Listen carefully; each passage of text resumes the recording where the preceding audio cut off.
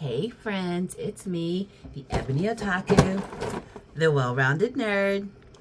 It's a Halloween unboxing. And I guess I could have gone like the extra mile and like cosplayed it up because I have like a whole cosplay wardrobe. I'm obviously a fan of the nerdy hoodie. There's quite the collection back there. Yeah, when you're an adult who has a job and you're doing something like this just for the fun of it, maybe one of these days I'll have time to do stuff like that. We're going to a Renaissance festival for Halloween weekend, and one of the local nerd shops is doing a paint and take night. You know, where you get figures. I've done a Robotech. Battletech. I keep saying Robotech because anime, but I got a little Battletech that I painted. Like, he was great. Didn't he turn out good? Painted this guy in like 90 minutes too. And did a decently good job. So we've done lots of little paint and takes like that, but we're doing them. Got me a little Necron ship here. But we're doing one of those for Halloween, and I'll dress up for that as well. So dressing up for the Renfest, dressing up for paint and take Halloween, and of course Halloween itself I'll be dressing up. So maybe I'll do like a short or something with my various costumes, because I'm thinking for Renfest, because I'm feeling super lazy because I got other stuff to do this weekend, probably gonna go full pirate.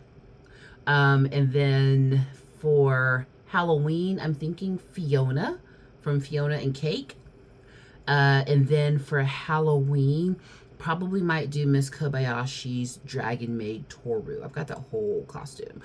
Actually, I've got like 4 of the dragons from Miss Kobayashi's Dragon Maid, so I may shake it up. But anyway, I digress. This is what we're here to do today. But yeah, maybe one of these days I'll get into doing like videos and cosplay. But just as an adult with a job and other stuff to do, I'm doing my best. Thank you for your patience. But anywho, I am the proud recipient of this guy here from Joy Toy. And this is a Chaos Wordbearer, a Chaos Terminator. This is Garchak Vosh. He is, you know, from 2023. He was built this year. He's a 1/18th scale. I don't do a lot of these types of figures because obviously there's no... it ain't clear here. So I have to, if I want to see him, he has to come out of the box. I got a few like that, or I'm just like, because I gotta take him out of the box.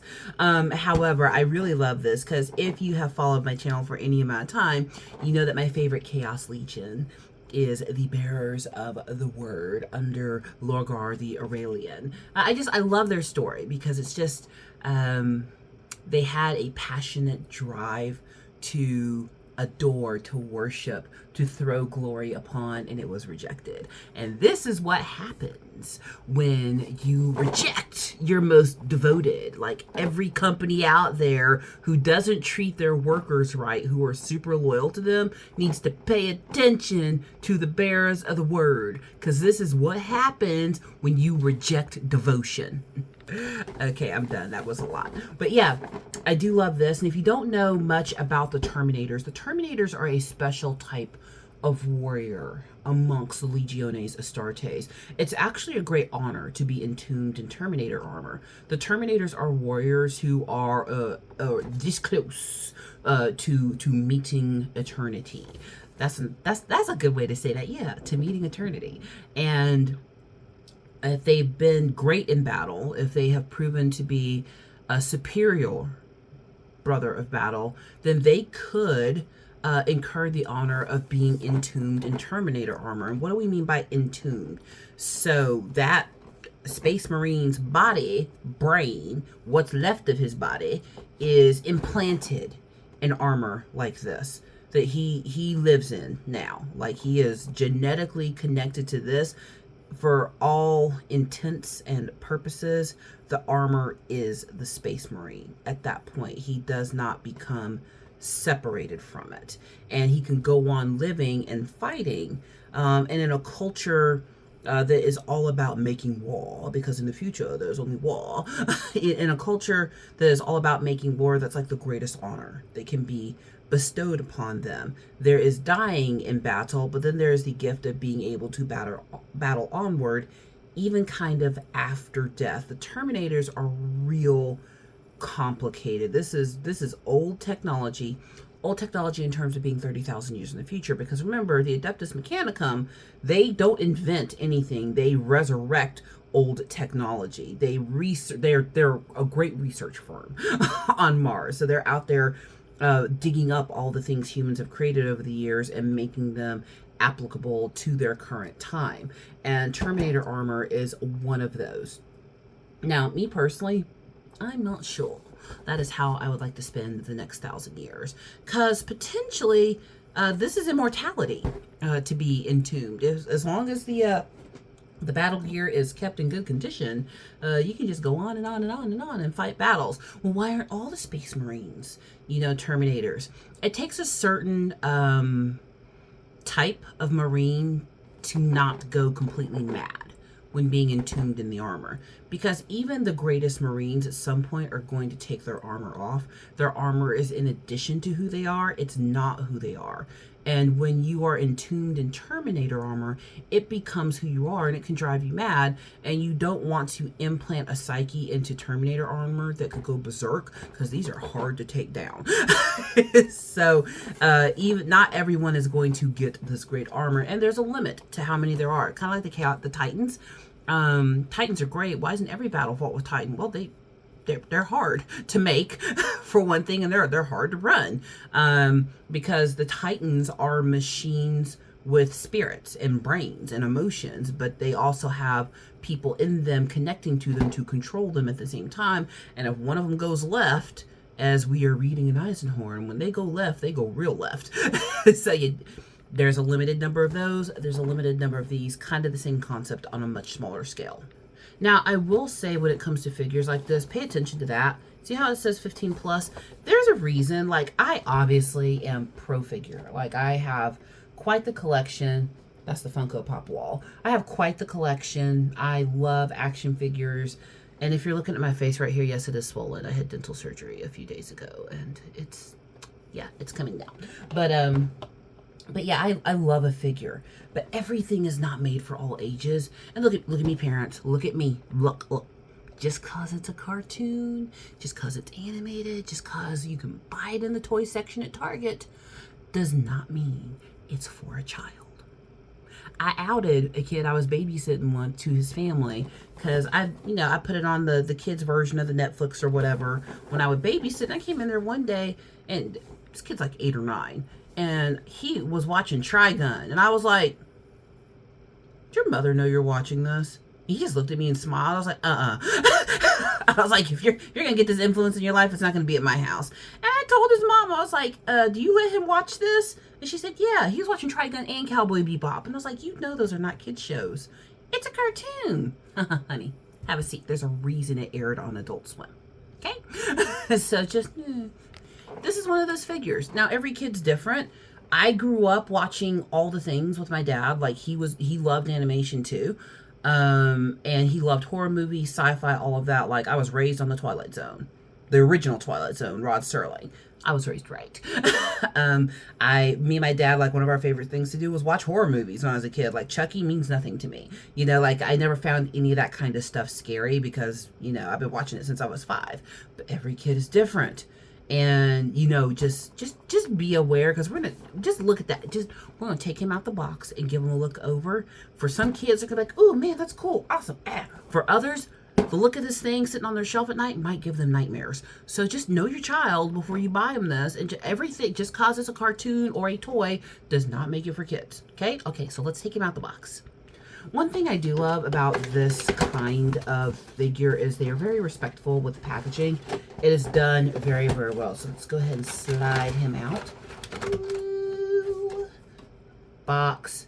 So the back is great. It shows you all the ways that, of course, you can pose. And one thing I do love about these figures is they usually come with an extra set of hands and weapons. So you've got options on how you're going to pose them. But, you know, I've got no room on my desk for this box. I have no idea what I'm going to do with that box because I really like it. But let's take our guy out. Oh, the reflection of it all.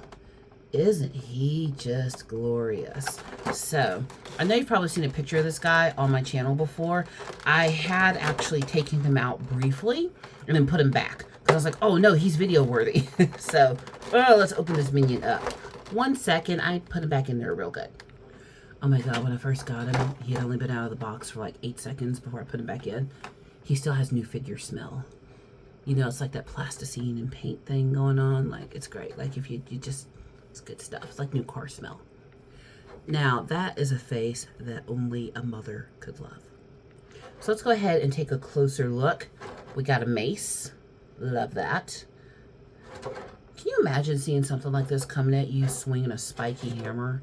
Like, I would just, you know, lay down and just, you know, make peace with eternity. Like, you're not going to make it.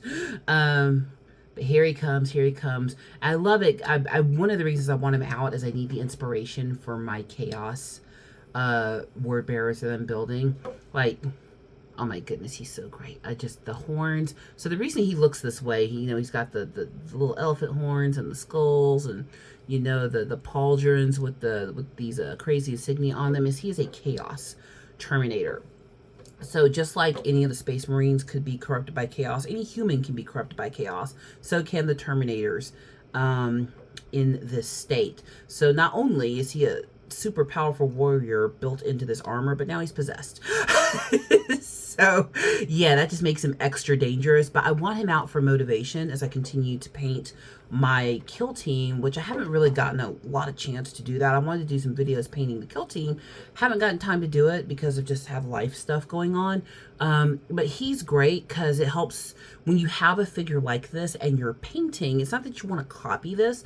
Like, there's things I'm doing differently, like this chainmail here and, you know, the wrapping that he's got and stuff. I've got this chainmail in more of a goldy, dirty bronze color versus the silver color. So there's, you know, you make changes. Or like right here, see, he's got this skull on his knee.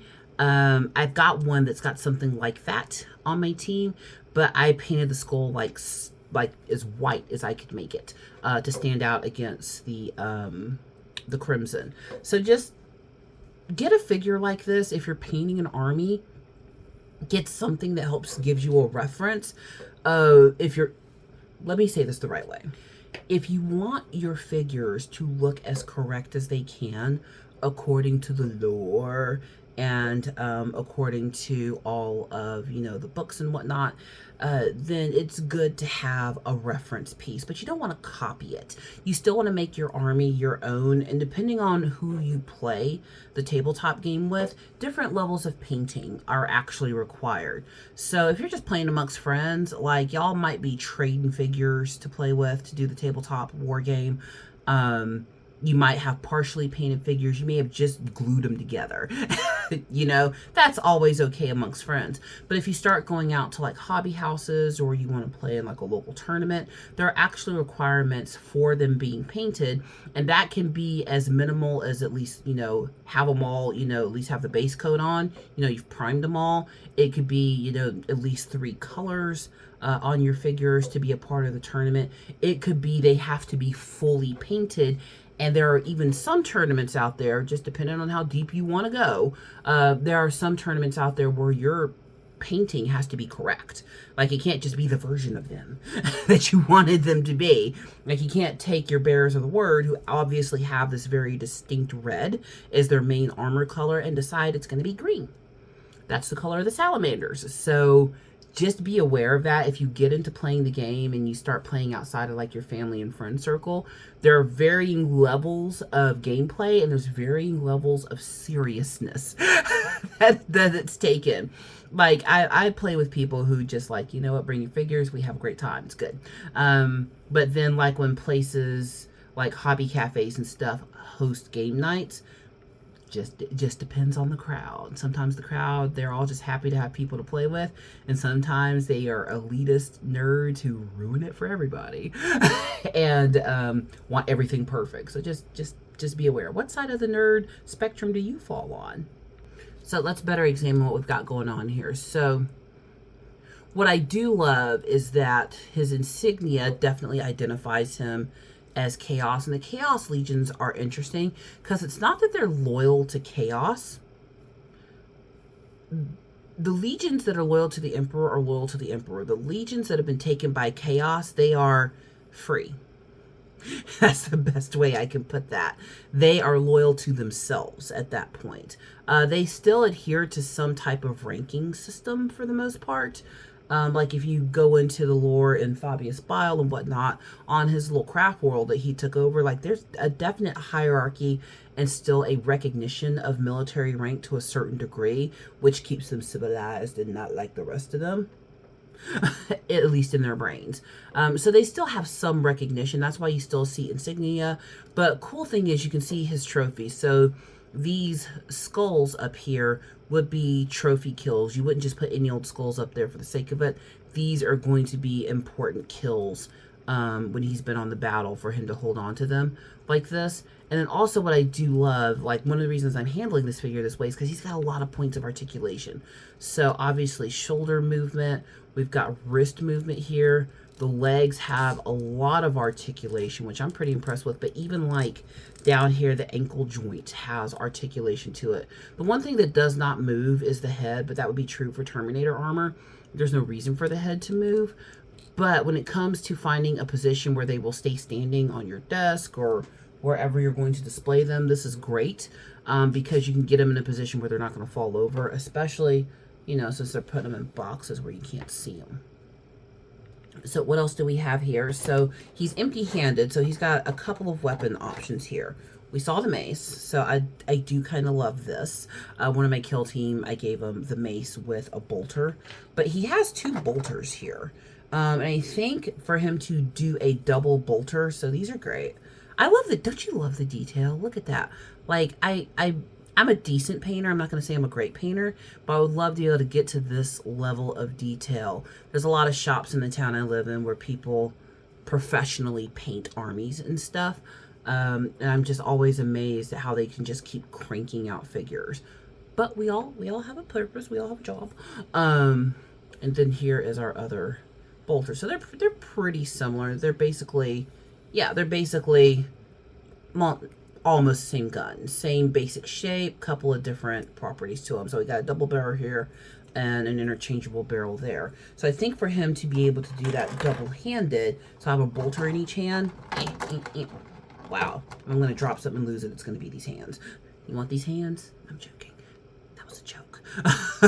But yes, I think I would have to change out which of the hands he was using. So making sure I get that in the camera. So this obviously is a gripping hand. This one looks like it can grip as well, but I think it's going to depend on what you have them grip. So let me try something real quick.